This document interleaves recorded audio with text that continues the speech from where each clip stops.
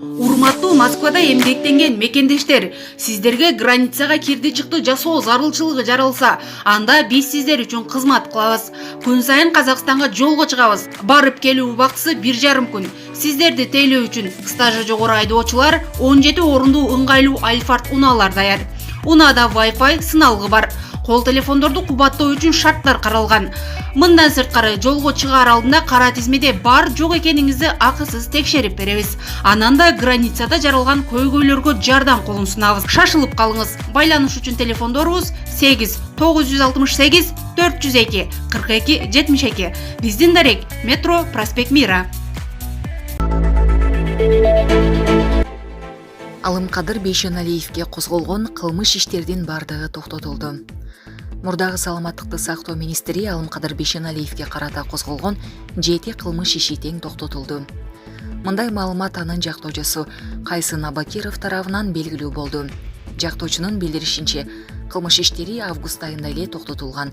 Эске салсак, Алымкадыр Бейшеналиев 2-июнда башкы прокуратура тарабынан кармалган. Андан кийин министр тергөө иштерине байланыштуу убактылуу кызматтан четтетилип, 1 айга СИЗОго камакка алынып, кийин кайра үй камагына чыгарылган. Жактоочу Алымкадыр Бейшеналиевдин ишинде материалдык чыгым табылбаганын билдирген. 16 августта Бейшеналиевдин аракетинде кылмыштын курамы жок болгондуктан ага карата козголгон кылмыш иши кыскартылган.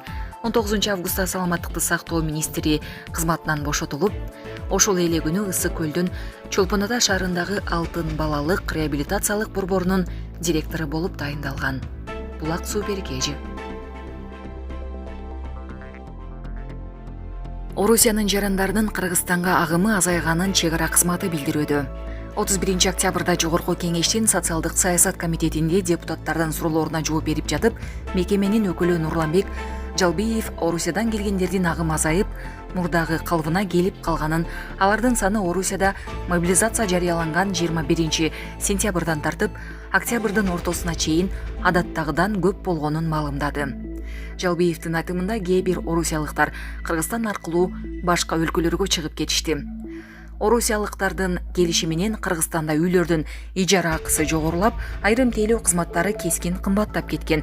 Чек ара кызматынын маалыматы боюнча, быйыл 9 айда Кыргызстанга Орусиядан 479 000 жаран келген. Ал эми Санарип министрлиги ушул эле 9 ай аралыгында 192 000 орусиялык келгенин билдирген. Мобилизация аяктаганын Орусиянын коргоо министрлиги 28 октябрда жарыялады. Булак Азаттык.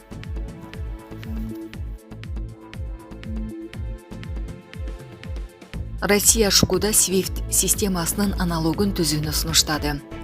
Россия өкмөтүнүн башчысы Михаил Мишустин Шанхай кызматташтык уюмуна финансылык маалыматтар менен электрондук түрдө алмашуу жана банктык төлөмдөрдү жүргүзүү боюнча өздүк системаны түзүүнү сунуштады. Ал ШКУга мүчө өлкөлөрдүн премьерлеринин кеңешмесине видеоконференция байланыш менен катышып сүйлөдү. Жалпы милдет финансылык сектордо 3-чү өлкөгө көз каранды болбой турган деңгээлге жетүү. Ал үчүн ШКУга финансылык маалыматтар менен электрондук түрдө алмашуу жана банктык төлөмдөрдү жүргүзүү боюнча өздүк системаны түзүүнү сунуштайбыз. Өз ара эсептешүүдө банктар аралык телекоммуникациянын улуттук платформасын резервдик канал катарында колдонууга болот. Комплекстүү мындай ыкма биздин ишкерлер үчүн алдын ала пландай билген, түшүнүктүү жана ишенимдүү шарттарды түзүп берет деп айткан Мишустин. Ал улуттук валютага өтүүнү тездетүү маанилүү экендигин белгиледи. Өткөн жумада болгон Балдай клубунун отурумунда Россиянын президенти бул сөзсүз боло турган нерсе экендигин айтты. Дал ушундай эсептөө басымдуулук кылмакчы. Көп айлардуу, суверендүү дүйнөнүн экономикалык, саясий багыты ушундай, деди Россия өкмөтүнүн башчысы. SWIFT эмнеге алдыңкы планга чыгууда? Белгилей кетсек, SWIFT бул дүйнөдөгү бардык финансылык уюмдар жүргүзгөн операциялар тууралуу маалымат камтылган система. Европа биримдиги жакында андан Россиянын бир топ банктарын чыгарып салган.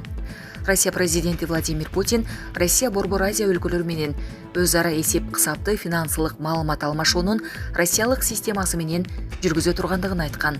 Россиянын Борбордук банкынын аталган системага атаңдаш боло турган каналы бар.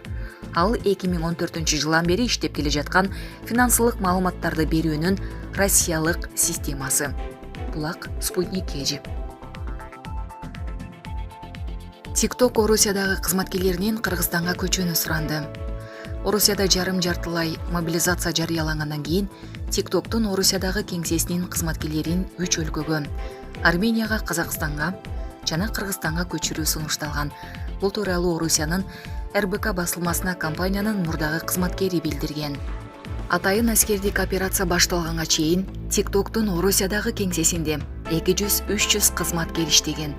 Бирок азыр ар бир 3-чү кызматкер башка өлкөлөрдө жайгашкан деп жазылат маалыматта.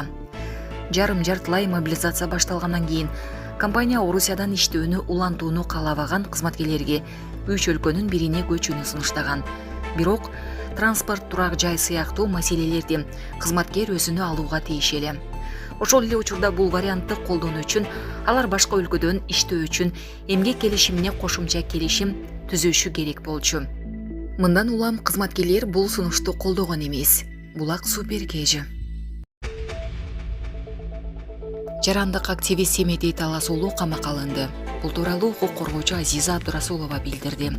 Маалыматка ылайык, активист экстремисттик материалдарды тараткан деп шектелип жатат. Ал 48 саатка камакка алынды. Эске салсак, бүгүн блогер Ички иштер министрлигине суракка чакырылган. Анын үйүнө кызматкерлер келип, министрликтин тергөө кызматына алып кетишкен. Булак Суперкежи.